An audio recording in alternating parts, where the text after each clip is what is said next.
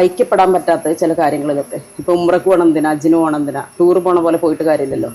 ആ സമയങ്ങളിലെങ്കിലും നമ്മളെ പ്രിയപ്പെട്ട ഒരു രക്തമത്യത്തിലുള്ളവരോട് വന്നൊന്ന് കൈപിടിച്ച് കണ്ട് ഞാനൊന്ന് പോയി വരട്ടെ, എന്തെങ്കിലുമൊക്കെ ഉണ്ടെങ്കിൽ ക്ഷമിക്കണം എന്ന് പറയാൻ പോലും മനസ്സ് കാണിക്കാത്ത ആളുകൾക്കിടയിൽ ഞാൻ എത്ര പരിശുദ്ധയാണ് ഞാൻ വിശ്വസിക്കുന്നുണ്ട്. അപ്പൊ എനിക്ക് എന്തുകൊണ്ട് പറഞ്ഞൂടാ? അങ്ങനെയുള്ള എനിക്ക് ആർജവം ഉണ്ടാവാലോ. ആ ധൈര്യമാണ്. ഞാനൊരു ശരിയാണ്, എൻ്റെ ഒരു ശരീഫ് എന്നുള്ള എൻ്റെ ശരിയിലൊരു ശരിയുണ്ട്. അതിൻ്റെ കൂടെ നിൽക്കണവർക്ക് അറിയാം. അവരൊരു രാത്രി ഒരു പ്രയാസം പറഞ്ഞുകൊണ്ട് എനിക്ക് വിളിക്കുമ്പോൾ ഞാൻ പിന്നെ ഉറങ്ങൂല, ഞാൻ ആ ഫോൺ ഓഫാക്കി വെക്കൂല, ഞാൻ അവരെ പ്രശ്നം പരിഹരിക്കും. അതെനിക്ക് ഒഴിഞ്ഞു മാറണമെങ്കിൽ ഒഴിഞ്ഞു മാറാം. പക്ഷെ ഞാൻ മനുഷ്യർക്കൊപ്പമാണ് നിൽക്കുന്നത്. എനിക്ക് ജീവിതത്തെക്കുറിച്ച് ബോധ്യമുണ്ട്. അതായത് കുറേ ദിക്റും സലാത്തും നിസ്കാരം മജ്‌ലിസ് നൂറിന് പോകേണ്ട ആവശ്യമൊന്നുമില്ല. നമുക്ക് ഭക്തി എന്ന് പറഞ്ഞാൽ ചിലപ്പോൾ ഇങ്ങനെ നോക്കിയാൽ കാണൂല. ആത്മീയത എന്ന് പറഞ്ഞാൽ ചിലപ്പോൾ വേഷത്തിൽ അളക്കാൻ പറ്റൂല, നോക്കിയാലും കാണൂല, വാക്കുകളിലും ഉണ്ടാവില്ല. അത് നമ്മൾ അനുഭവിച്ചറിയേണ്ട ഒരു സംഭവമാണ്.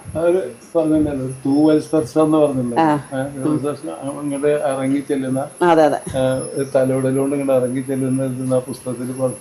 അതിപ്പോ ഇപ്പൊ എന്റെ ഫേസ്ബുക്ക് പോസ്റ്റ് കണ്ടിട്ടാണ് ഞങ്ങളെ ബി വേൾഡിലേക്ക് ഓരോരുത്തർ വിളിക്കലുള്ളത്.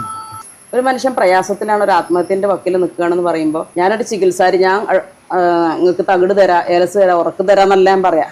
ഞാൻ അവിടെ എന്തെങ്കിലും പ്രശ്നം ഉണ്ടോ അങ്ങോട്ട് പോരി, ജോലി കിട്ടുമോ ഞാൻ നോക്കാം, എന്നെ കൊണ്ട്.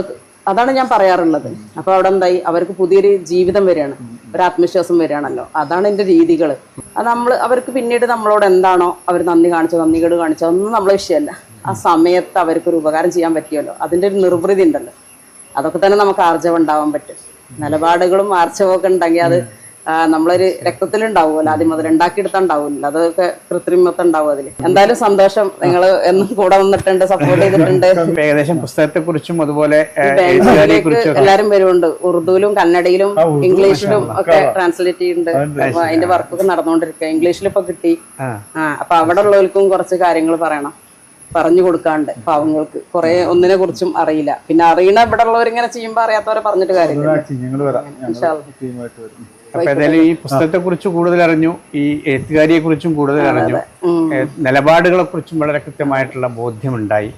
ഇത് പ്രേക്ഷകർക്കും കൃത്യമായിട്ട് അതിൻ്റെ ഒരു പ്രേക്ഷകരിലും അതിൻ്റെ ഒരു അനുരണനം ഉണ്ടാവും എന്ന് തന്നെ നമ്മൾ വിചാരിക്കുന്നു. ഏതായാലും ഇത്രയും സമയം ചെലവഴിച്ചതിന് നന്ദി. അല്ല, ഞാനെപ്പോഴും വിശ്വസിക്കണം എൻ്റെ ഭാഷ മനസ്സിലാവണ ഒരു പുസ്തകം വാങ്ങുമ്പോൾ വായിക്കും എന്നുള്ളത്. അങ്ങനെ എന്നിലേക്ക് ഒരുപാട് സൗഹൃദങ്ങൾ എത്തിയിട്ടുണ്ട്. വാങ്ങിയാലല്ല ഇപ്പം ഇതുപോലെ അവർക്ക് അത് പൂർത്തീകരിച്ച് കൊടുക്കാൻ പറ്റുള്ളൂ. അപ്പോൾ താല്പര്യമുള്ളവരൊക്കെ പുസ്തകം വാങ്ങിക്കട്ടെ. ഇൻഷാ അല്ലാഹ്.